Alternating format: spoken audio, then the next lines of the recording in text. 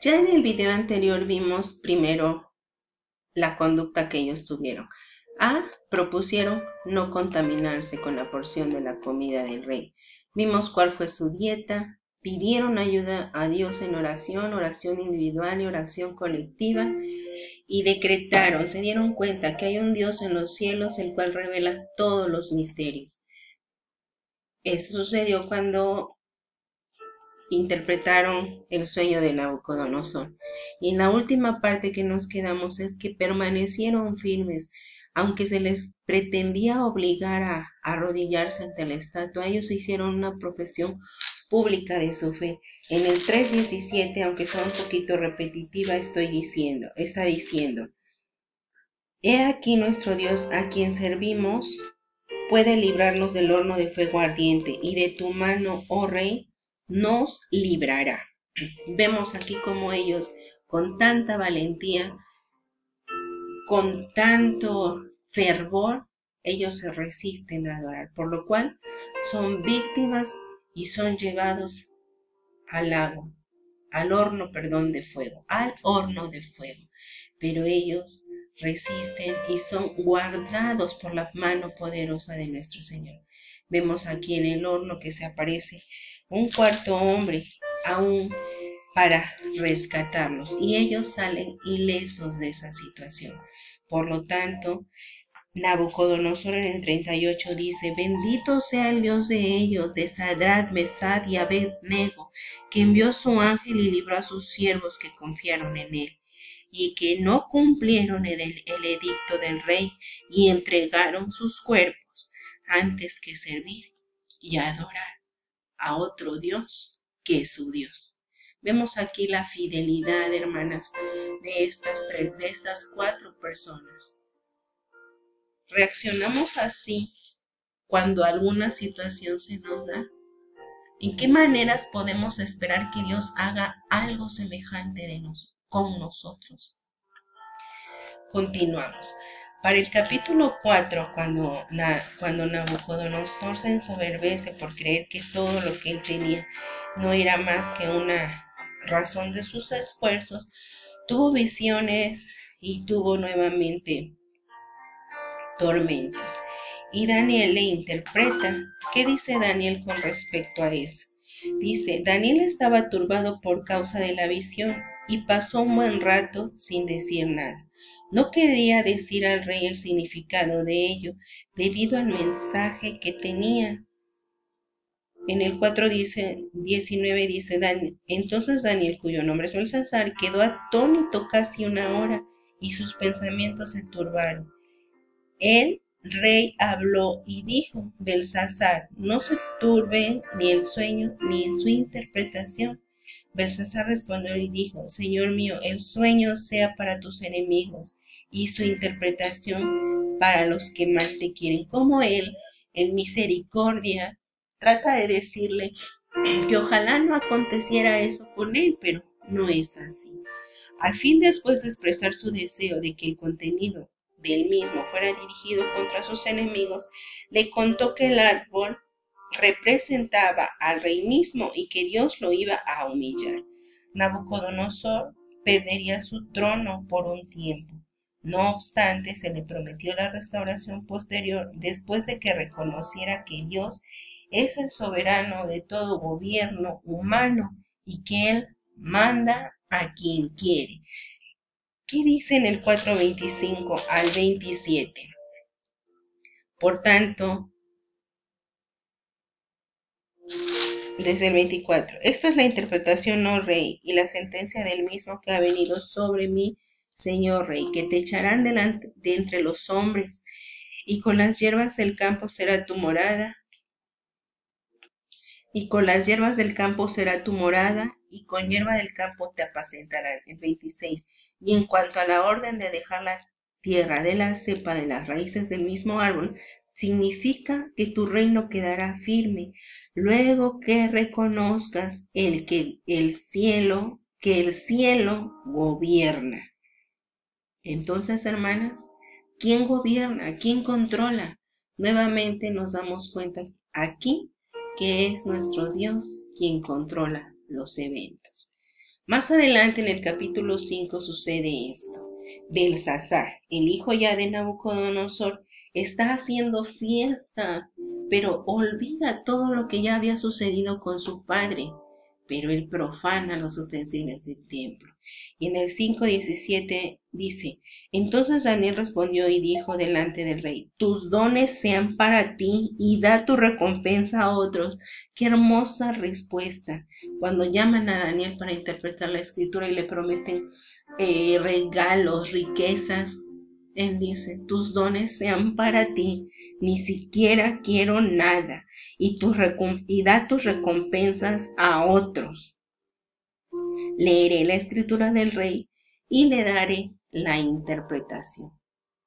Y le recuerda a Daniel que la interpretación no es fruto ni de su inteligencia ni de su sabiduría, sino que el mismo Dios fue el que le dio la interpretación.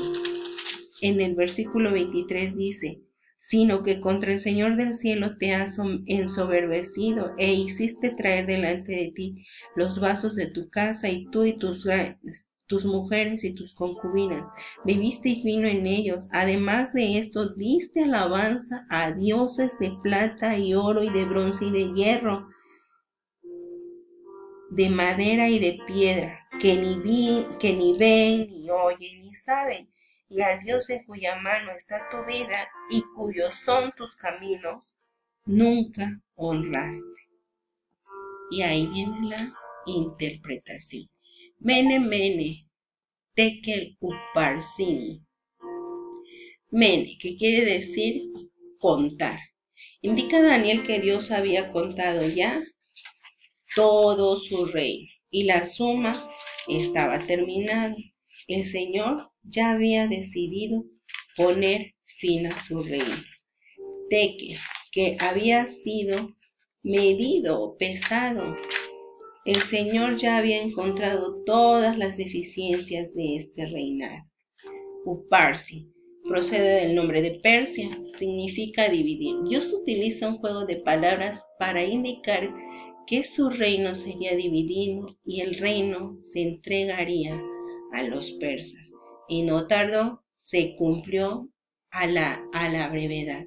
Esa misma noche el Señor cumplió y entraron los persas. No pudieron defenderse porque estaban completamente afectados por el alcohol.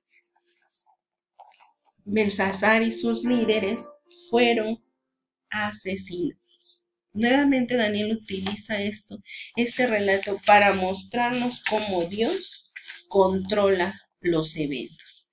Tarde o temprano, quien confronta a nuestro Dios pagará el costo de su rebeldía. Y finalmente, en el capítulo 6, nosotros podemos observar nuevamente un edicto de quien orara a sus dioses sería echado al foso de los leones. Y vemos nuevamente la valentía de Daniel, que en lugar de hacer caso al edicto del rey, dice, cuando Daniel supo que el edicto había sido firmado, entró a su casa y abiertas las ventanas de su cámara que daban hacia Jerusalén, se arrodillaba 3 veces al día y oraba y daba gracias delante de su Dios como lo solía hacer antes. Daniel era consistente infiel, no decidió hacer un espectáculo público, sino que siguió haciendo lo mismo de siempre. Sus enemigos políticos sabían de antemano que lo que iba a pasar. Habían observado su costumbre de arrodillarse para orar 3 veces al día. Sabían que no iba a cambiar. Por eso, al entrar en vigor el mandato, fueron a su casa, lo encontraron orando y lo llevaron al rey para acusarle. La única persona sorprendida de todo esto fue el rey. Daniel siguió orando. ¿Cuál es la respuesta correcta de las leyes humanas que prohíben la fidelidad hacia Dios? ¿Cómo se explica la falta de protesta de parte de Daniel? ¿Se debe hacer una protesta pública en tal caso? Reflexionemos, hermanas. ¿Debemos confrontarnos con las normas establecidas por la ley? ¿En qué manera puede cambiar nuestra conducta una ley de esta índole? Si se promulgara semejante orden en nuestro país, ¿cómo cambiarían nuestras prácticas diarias de fe? ¿Qué restricciones religiosas podrían imponerse que cambiaran nuestras vidas diarias? Lo estamos viviendo, hermanas. Fue profecía, se vivió, se vive ahora. Hay edictos, hay encierros, no hay reuniones. Dios controla los eventos. ¿Qué cambios hacen falta en nuestra vida mientras gozamos de libertad religiosa para vivir conforme a las normas indicadas de nuestra fe? Hermanas, podemos observar también a los israelitas que siempre destacaron, dice aquí, en sus profesiones, como pastores de ovejas, como labradores de la tierra, como cantores de amores.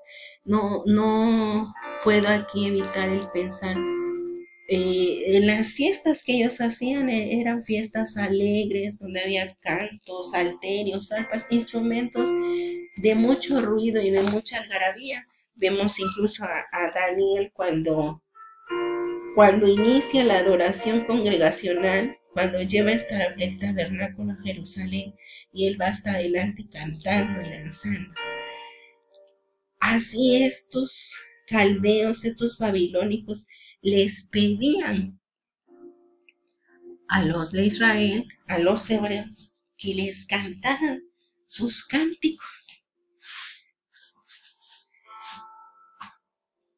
Y sin embargo, al pueblo de Israel lo invadía la nostalgia. Y recordaban cómo ellos, estando libres en su ciudad, en su pueblo, podían cantar y gozarse con tanta libertad. Pero ahora que estaban viviendo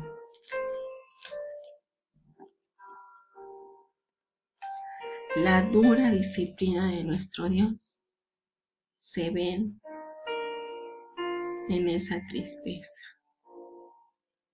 Hermanas, tal vez los tiempos son de disciplina y nosotros hemos sido víctimas de la tristeza. Que no nos invada la nostalgia como al pueblo de Israel, cuando no tiene un lugar donde alegrarse. No nos olvidemos de Jerusalén, ni que nuestra lengua quede pegada a nuestro paladar. Que sea pues esta una oportunidad de pregonar, de testificar, de orar constantemente, como dice el Salmo 137. Y podemos nosotros ver que Dios bendice aún en circunstancias adversas, que Dios contesta la oración, que Dios protege a su pueblo en medio de la persecución, que Dios establece a los gobernantes, que Dios destruye a los que se rebelan contra Él, que Dios protege a sus siervos cuando son fieles, para que finalmente podamos decir: paz o sea multiplicada, de parte mía es puesta esta ordenanza, que todo el dominio de mi reino, todos teman y tiemblen ante la presencia del Dios de Daniel, porque Él es Dios viviente y permanece por todos los siglos, y su reino no será jamás destruido.